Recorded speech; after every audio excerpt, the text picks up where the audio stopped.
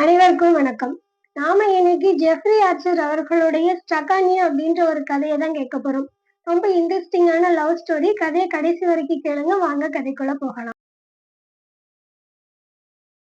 நம்ம கதையோட கதாநாயகன் ஜெர்மி லண்டன்ல பேங்க்ல கேஷியரா வேலை பார்த்துக்கிட்டு இருக்காரு. ஒரு சாதாரணமான வாழ்க்கையை தான் வாழ்ந்துகிட்டு இருக்காரு. அவர்கிட்ட இருக்கிற ஒரே ஒரு பழக்கம் என்ன அப்படின்னா, லண்டன்ல இந்த குதிரை பந்தயம் நடக்கிற இடத்துக்கு போய் தன்னால எவ்வளவு முடியுமோ ஒரு 10 பவுண்டோ 20 பவுண்டோ என்ன செய்வார் அப்படின்னா குதிரை மேல கட்டுவாரு.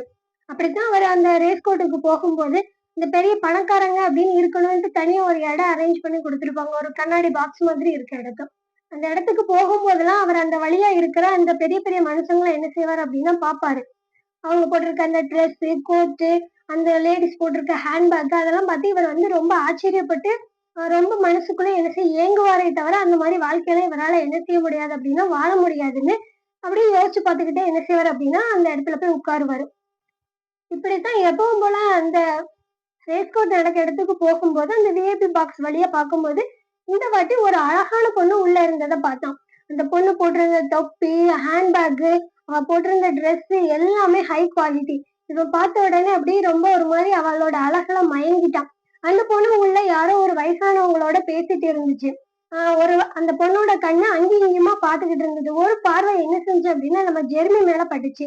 ஜெர்மியை பார்த்து ஹாய் அப்படின்னு சொன்னது. ஜெர்மி என்னோட இந்த பொண்ணு நம்மள பார்த்தா ஹாய்ன்னு சொல்ல போது வேற யாரையாவது இருக்கும் அப்படின்னு சொல்லிட்டு ஜெர்மி விட்டுட்டான். மறுபடியும் அந்த பாக்ஸ்ல இருந்து அந்த வயசானவங்க கிட்ட ஏதோ சொல்லிட்டு வெளியில வந்து நீ ஜெர்மியை பார்த்து நீ வந்து டிக்கெட் எடுத்துட்டியா அப்படின்னு. இந்த பொண்ணு நம்ம கிட்ட வந்து பேசுறா. டிக்கெட் எடுக்கல அப்படின்னா 8ஆம் நம்பர் குதிரை மேல நீ என்ன செய் அப்படின்னா இன்னைக்கு பந்தயம் கட்டு அப்படின்னு சொன்ன. சொல்லிட்டு அந்த பொண்ணு போயிட்டான். இவன் நினைச்சு இவன் என்ன அதிர்ஷ்ட தேவதையா நம்ம கிட்ட வந்து இன்னைக்கு 8ஆம் நம்பர் குதிரை மேல கெட்டுன்னு அவ பெசாட்டுக்கு போயிட்டா. இருந்தாலும் ஜெர்மிக்கு வந்து என்ன அப்படின்னா மனசுக்குள்ள ஒரு சந்தோஷம். சரி இன்னைக்கு கெட்டித்தான் பாப்போமே அப்படின்னு சொல்லிட்டு எப்பவும் 10 பவுண்டு கெட்டணும்ன்றதான் அன்னைக்கு முடிவுல வந்தான்.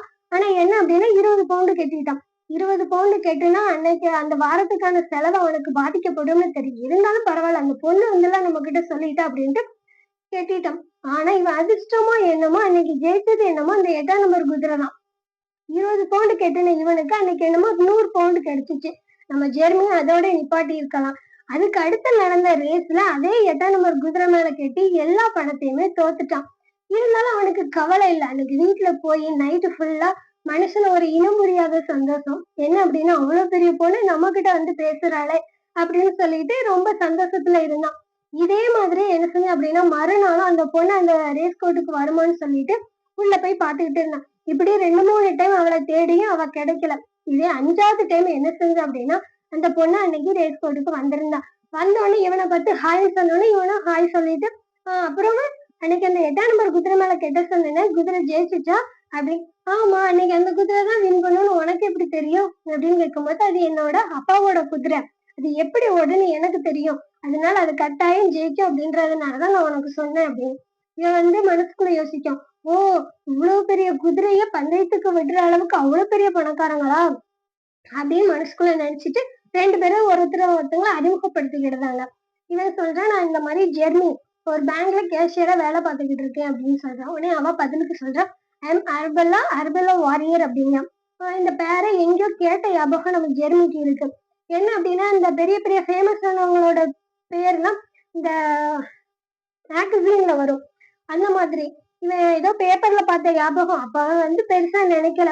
சரி இதோட இந்த பொண்ணு நம்மளை விட்டு போயிடுவா அப்படின்னு சொல்லிட்டு நம்ம ஜெர்மி என்ன செஞ்சா அப்படின்னா சரி நான் வரேன் அப்படின்னு சொல்லிட்டு கிளம்பும் போது அந்த பொண்ணு சொல்றா இன்னைக்கு ஈவினிங் நீ ஃப்ரீயா நம்ம 2 பேரும் வேணா ஹோட்டல்ல போய் சாப்பிடலாமா அப்படின்னு கேட்கும்போது இவனுக்கு என்ன வேலை இருந்தாலும் அன்னைக்கு ஃப்ரீ தான். சரி எங்க வரணும் அப்படின்னு கேட்கும்போது இந்த மாதிரி ரிச் ஹோட்டலுக்கு நீ என்ன செஞ்சிரு அப்படின்னா நைட்டு 8 மணிக்கு டின்னருக்கு வந்துரு அப்படின்னு சொல்றான்.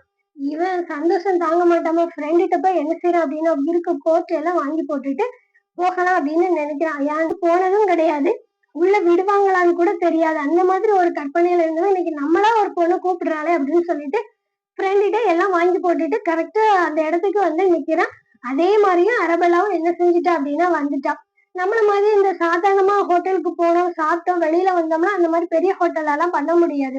உள்ள போன உடனே இவன் கேக்குறான் எங்களுக்கு வந்து ஒரு டேபிள் வேணும் அப்படின்னு கேட்கும்போது அந்த கடையில இருக்கிறவங்க ஹோட்டல்ல இருக்கிறவங்க கேட்காங்க நீங்க வந்து ரிசர்வ் பண்ணிருக்கீங்களா உங்களோட டேபிள் அப்படின்னு சொன்னோடனே இவன் வந்து இல்ல அப்படின்னு சொன்னான்.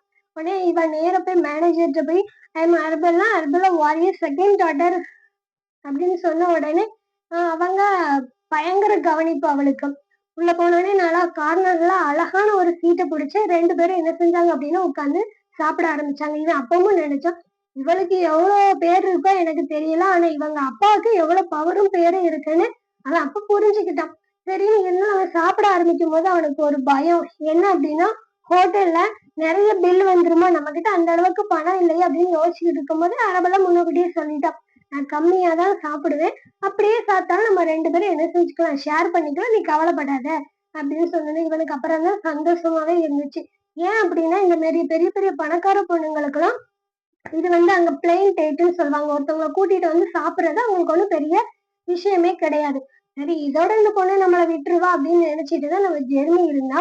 அப்புறம் அந்த பொண்ணு சொல்றா, சரி சண்டே நீ ஃப்ரீயா இருக்கியா, நம்ம வேணா சினிமாவுக்கு போகலாமா அப்படின்னு சொல்லிட்டு இப்படித்தான் என்ன அப்படின்னா 2 பேருமே பார்க்க ஆரம்பிச்சிட்டாங்க.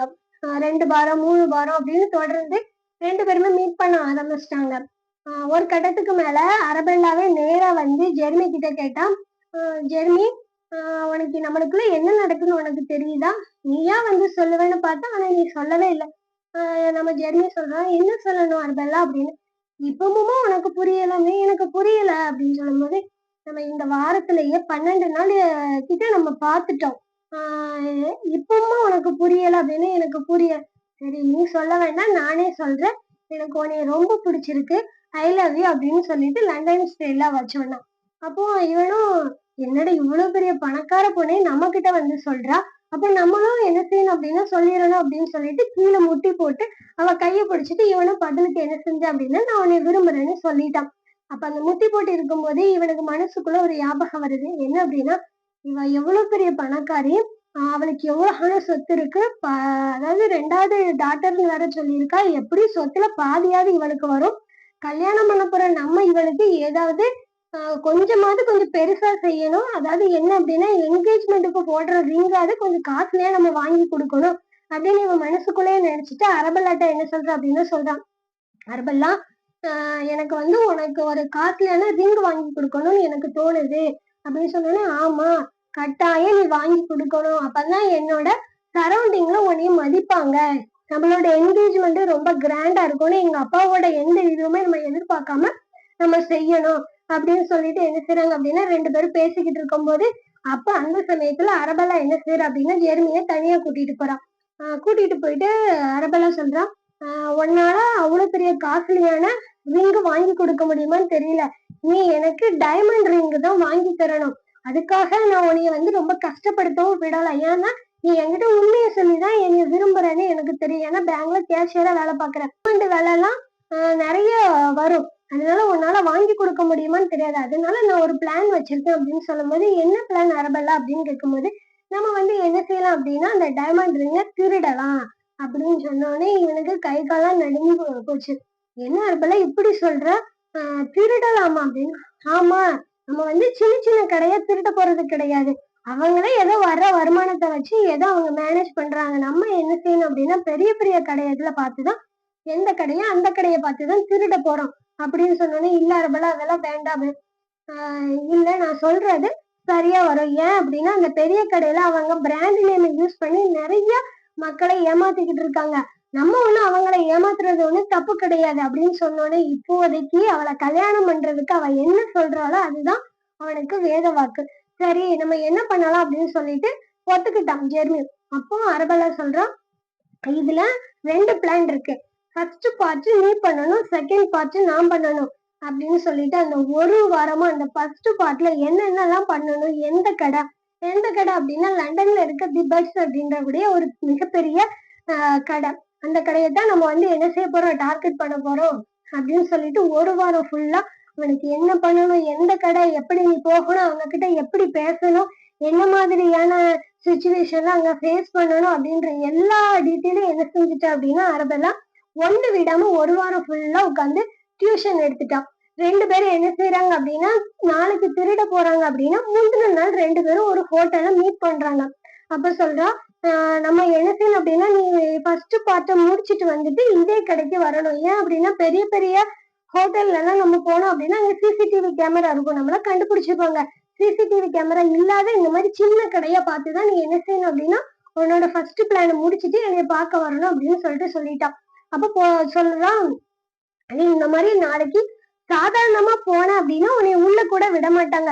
அதனால என்ன அப்படின்னா நீ போட்டிருக்க ட்ரெஸ், வாட்ச், டை எல்லாமே என்ன அப்படின்னா பிராண்டடா இருக்கணும். அப்பதான் உன்னைய உள்ள விடுவாங்க அப்படின்னு. இதுக்கு நான் எங்க போக அப்படின்னு எல்லாம் எனக்கு தெரியும். நான் என்னோட அப்பாவோடதை எடுத்துட்டு வந்துட்டேன். இந்த டை, இட்டாலியன் டை, அப்புறம் கஃப்லிங், அப்புறம் வாட்ச் அப்படின்னு சொல்லிட்டு எல்லாத்தையும் கொடுத்துட்டு அவ சொல்றா, இது ஃபுல்லா என்னோட அப்பாவோடதுன்னு நான் அவன்கிட்ட சொல்லிட்டேன். இதை நீ என்ன செய்யணும் அப்படின்னா உன்னோட ஃபர்ஸ்ட் பார்ட் முடிஞ்ச உடனே இதே கடையில வந்து இது எனக்கு ரிட்டர்ன் கொடுத்துடணும், ஏன்னா எங்க அப்பா தேடுவாரு அப்படின்னு சொல்ல. சரி அரபெல்லா அப்படின்னு சொல்லிட்டு அன்னைக்கே என்ன செய்யறான் அப்படின்னா அந்த கடைக்கு போறான். இவன் அதே மாதிரி அந்த கோட்டு, டை, அந்த கஃப்லிங், வாட்ச் எல்லாம் போட்டுட்டு கடையில போய் நின்ன உடனே கடை முன்னாடி இருந்த செக்யூரிட்டியும் ஆளை பார்க்கல. அவன் போட்டிருந்த அந்த அந்த டை, ஷூட்டு எல்லாம் அதைத்தான் பார்த்து சரிங்க சார் அப்படின்னு சொல்லிட்டு என்ன செய்யறான் அப்படின்னா உள்ள போக சொல்லிட்டான். இவன் என்ன செய்யறான் அப்படின்னா உள்ள போனோடனே அவனுக்கு அவ்வளவு ஒரு தைரியம். இது எல்லாமே அரபெல்லா சொல்லி கொடுத்தாதான் அப்படின்னு சொல்லிட்டு உள்ள போன உடனே வாசல்ல என்ட்ரன்ஸ்லயே மேனேஜர் இருந்தாரு. சொல்லுங்க சார் உங்களுக்கு என்ன வேணும் அப்படின்னு கேட்கும்போது, எனக்கு இந்த மாதிரி நான் என்கேஜ்மெண்ட் ஆக போகுது எனக்கு, அதனால என்னோட வருங்கால மனைவிக்கு கொடுக்குற மாதிரி ஒரு நல்ல ரிங்கா காமிங்க அப்படின்னு சொல்லிட்டு உள்ள போய் காமிக்கிறோம். அப்புறம் மேனேஜர் சொல்றோம், உங்களுக்கு எந்த மாதிரி ரிங் வேணும் அப்படின்னு. போன உடனே டைமண்ட் ரிங்னு இவன் போய் கேட்க முடியாது, கேட்கவும் கூடாது, ஏன்னா மாட்டிடும் அப்படின்ட்டு. எமரால்ட்ல ஒண்ணு காமிங்க, பேர்ல ஒண்ணு காமிங்க, சாஃப்ரான்ல ஒண்ணு காமிங்க அப்படின்னு சொல்லிட்டு இருக்கிற எல்லாத்தையும் காமிச்சிட்டு, இதெல்லாம் கொஞ்சம் நல்லா இல்ல, டைமண்ட்ல காமிங்க அப்படின்னு சொல்லிட்டு சொல்றான். டீ கடையில அரபெல்லா என்ன சொல்லியிருக்கா அப்படின்னா, எத்தனை நம்பர் கேட்லாக் ஓபன் பண்ணி எத்தனை நம்பர் டைமண்ட் அது எந்த மாதிரி இருக்கும் எல்லாத்தையும் முதற்கொண்டு அவ சொல்லி கொடுத்துட்டான். இவன் உடனே அங்க போன உடனே எனக்கு டைமண்ட்ல காமிங்கன்னு சொன்னோடனே அவங்க நல்லா ஒரு பட்டு துணியை விரிச்சு, வெல்வெட் துணியை விரிச்சு அந்த ரேக்ல இவனுக்கு அந்த என்ன செய்றாங்க அப்படின்னா அதை காமிக்கிறாங்க. அப்ப நான் சொன்ன மாதிரி அந்த 63ஆம் நம்பரு டைமண்ட், அதான் எல்லோ கட்டு டைமண்ட் அப்படின்னு சொல்லுவாங்க. அப்ப அந்த டைமண்டை பார்த்தோன்னே இவன் வந்து புரிஞ்சுக்கிட்டான், இந்த டைமண்டை தான் அவ சொன்னா அப்படின்ட்டு. உடனே அந்த டைமண்டை எடுத்து காமிச்சிட்டு அவன் வந்து கேஷுவலா கேட்டான், இந்த டைமண்டை பத்தி சொல்லுங்க அப்படின்னு சொல்லும்போது உடனே மேனேஜர் அவன் சொல்றேன் சார், இது வந்து